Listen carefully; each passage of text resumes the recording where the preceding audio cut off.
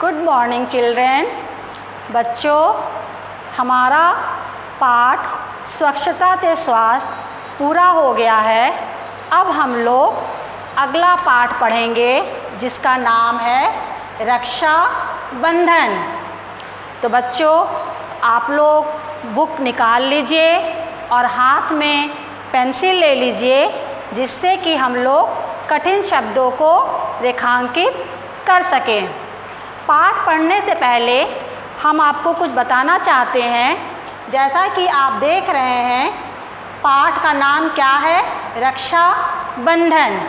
रक्षा बंधन जो है यह एक त्यौहार का नाम है, जिसमें भाई बहनों का यह त्यौहार है और इसमें बहनें जो हैं अपने भाई की कलाई पे राखी बांधती हैं और भाई पूरे उम्र उस बहन की रक्षा के लिए प्रतिज्ञा करता है। तो जैसा कि आप नाम से जान रहे हैं, यह पाठ किसको बता रहा है? भाई बहन के रिश्तों को, जो एक त्यौहार का नाम है।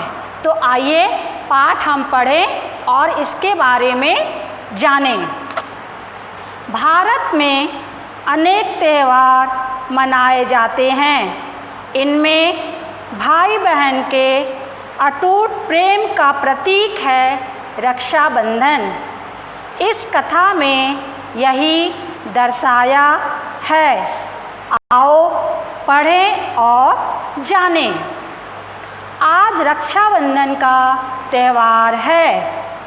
रीमा और सीमा बहुत प्रसन्न हैं। तो बच्चों, त्यौहार को रेखांकित कीजिए और प्रसन्न को रेखांकित कीजिए।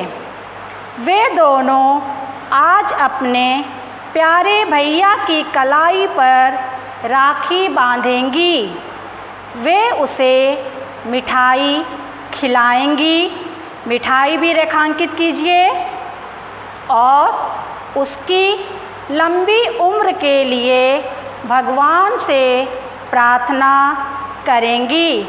उम्र को रेखांकित कीजिए और प्रार्थना। भैया उन्हें बदले में ढेर सारे उपहार देगा। उनका छोटा भाई नया सूट पहनकर उनके सामने आया। दोनों बहनों का चेहरा प्रसन्नता से खिल उठा। उन्होंने अपने प्यारे भैया को राखी बांधी, तिलक लगाया और मिठाई खिलाई।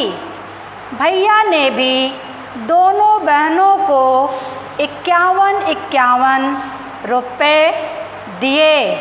अब 51 को रेखांकित कीजिए। दोनों बहनें प्रसन्नतापूर्वक उन रुपए को खर्च करने की योजना बनाने लगी। योजना को रेखांकित कीजिए।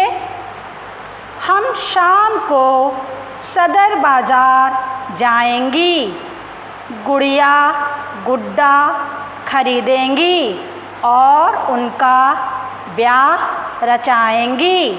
ब्याह को रेखांकित कीजिए। दोपहर को सबने खाना खाया और आराम करने के लिए लेट गए, परंतु रीमा और सीमा की आँखों में नींद नहीं थी। वे तो शाम होने की प्रतीक्षा कर रही थी। प्रतीक्षा को रेखांकित कीजिए। वे मन ही मन विचार कर रही थीं, हम गुड्डे गुड़िया का ब्याह करेंगी, अपनी सहेलियों को बुलाएंगी, सब मिलकर नाचेंगे गाएंगे, कितना मज़ा आएगा। शाम होने पर दोनों बहनें कपड़े बदलकर बाज़ार जाने के लिए तैयार हुई कि अचानक भैया नीटू के रोने की आवाज़ सुनकर वे चौंक गईं। आंगन, आंगन रेखांकित कीजिए। आंगन में जाकर देखा तो वे बुरी तरह घबरा गईं। आंगन में सीढ़ियों से गिर जाने के कारण नीटू को चोट लग गई थी। उसके घुटने से रक्त बह रहा था। रक्त अंडरलाइन कीजिए।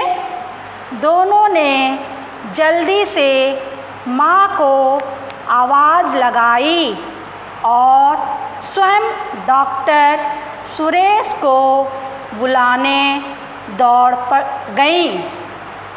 डॉक्टर साहब ने तभी किसी रोगी को देखकर घर आए थे।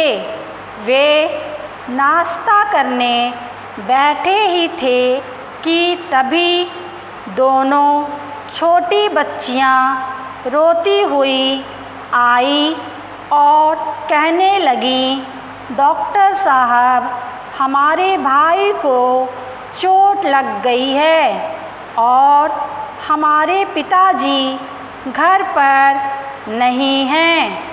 आप जल्दी चलिए। डॉक्टर साहब तुरंत ही रीमा और सीमा के साथ चल दिए। उन्होंने नीटू के घाव की सफाई की और दवाई लगाकर पट्टी बांध दी। माँ कुछ सोच ही रही थी कि दोनों बहनें समझ गईं। उन्होंने सुबह मिले रुपए निकाले और माँ को दे दिए। माँ उनका मुँह देखने लगीं। उन्होंने अपनी दोनों बेटियों को छाती से लगा लिया और बोली, ईश्वर तुम्हें सदा सुखी रखे। डॉक्टर साहब फीस लेकर चले गए। दोनों बहनें नीटू के पास आकर बैठ गईं और पूछने लगीं, भैया अब क्या हाल है? नीटू अपनी बहनों की ओर प्यार से देख रहा था। राखी के धागों ने और भी पक्की डोर से भाई बहनों को बांध दिया था। रक्षाबंधन का त्यौहार हर वर्ष आए, अपने साथ खुशियाँ लाए, यह कहते हुए माँ ने तीनों को गले लगा लिया। तो बच्चों, आपने ये कहानी पढ़ी रक्षाबंधन, जो एक त्यौहार है और त्यौहार पे हमें राखी भाई को बांधते तो ज़रूर हैं, पर ऐसा नहीं है कि अगर कोई मुसीबत आए तो उसमें हमें उनका साथ छोड़ देना चाहिए। हमें परिवार में अपने भाई बहनों का, किसी का भी साथ ज़रूर देना चाहिए, जिस तरह से नीटू की दोनों बहनों ने दिया।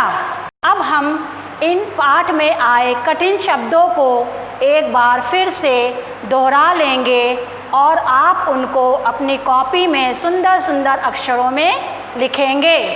कठिन शब्द पहला है त्यौहार, प्रसन्न, उम्र, प्रार्थना, मिठाई, 51, योजना, ब्याह, प्रतीक्षा, गुड़िया, आंगन, सीढ़ियाँ, रक्त। अब इन शब्दों को, इन कठिन शब्दों को आप अपने हिंदी 2 की कॉपी में सुंदर सुंदर अक्षरों में लिखेंगे।